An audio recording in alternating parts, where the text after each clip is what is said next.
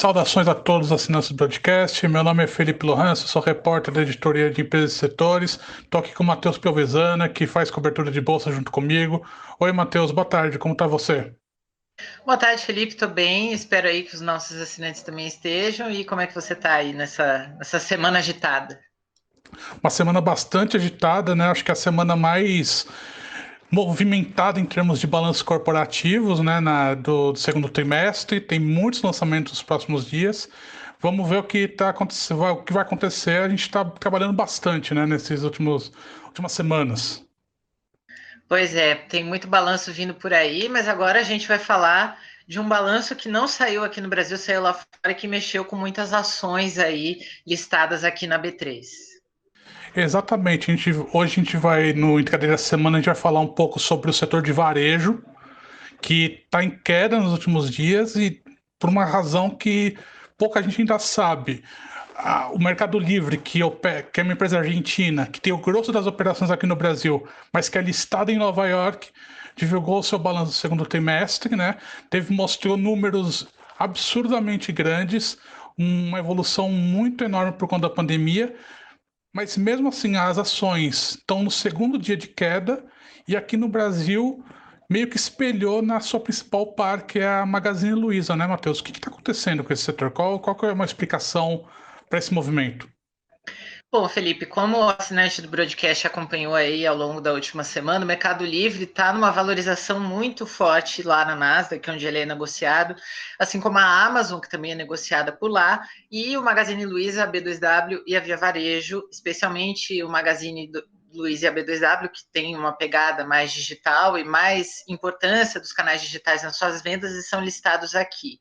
A pandemia acelerou os negócios, mas o que acontece é que o Mercado Livre já tinha subido tanto que, na visão de analistas, ele já tinha precificado esse balanço extraordinário que ele mostrou.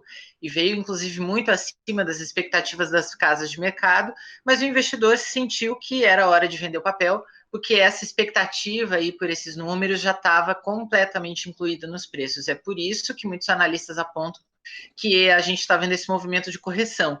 E para a gente expressar o quanto o Mercado Livre tinha subido, a gente até mostrou na semana passada que ele tinha passado a ser a empresa mais valiosa da América Latina, e se estivesse na B3, valeria mais do que a Vale e a Petrobras, que são os grandes pesos pesados do nosso mercado acionário. Por aí, a gente já tem uma noção do quanto o Mercado Livre se valorizou nesse ano.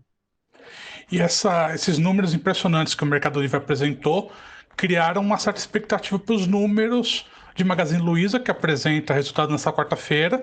Quais que são as expectativas para as empresas que também atuam nesse e-commerce na B3, agora depois desses números?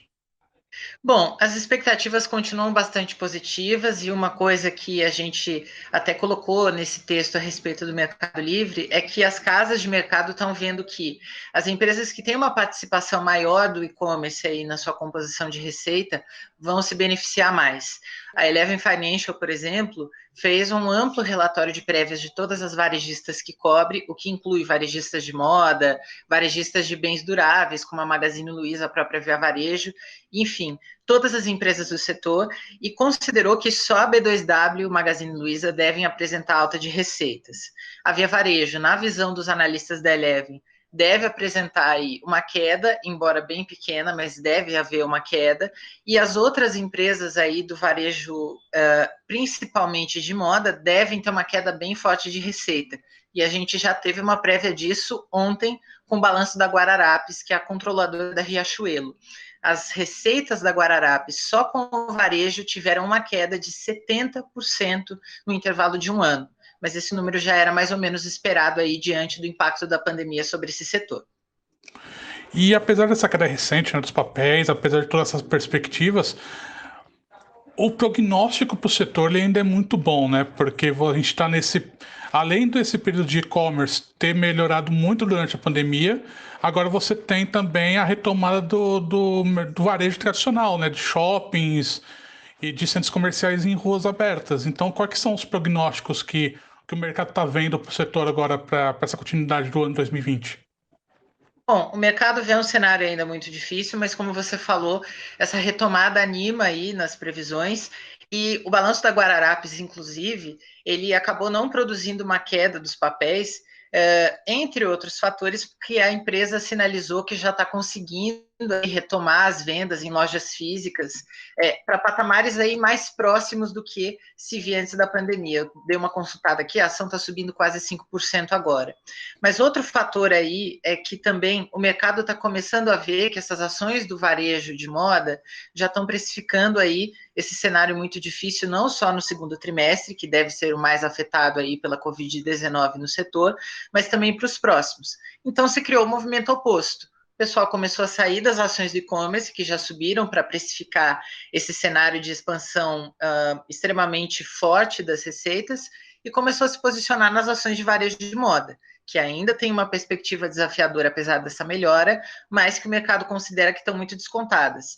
E aí a gente tem não só a Guararapes, que é a controladora da Riachuelo, mas também alguns outros nomes, como a C&A, a Lojas Marisa, a Renner, que é uma das principais aí do setor, é considerada a bússola do setor por analistas, e também aí outros nomes como a Hering, e o mercado agora aguarda para ver as sinalizações dessas empresas sobre a demanda, a recuperação da demanda aí nesses últimos meses, e principalmente sobre os avanços delas no e-commerce, porque o varejo de moda era considerado mais atrasado do que o varejo mais de bens duráveis no e-commerce. A crise é vista como uma oportunidade pelos analistas para que ele tire uma parte desse atraso. Bem, como os assinantes podem ter percebido, o varejo cresceu de importância para o mercado de uma maneira muito grande nesses últimos meses, né? Então, é um setor para o pessoal ficar de olho, né? Porque ainda vai entregar muita coisa nos próximos meses.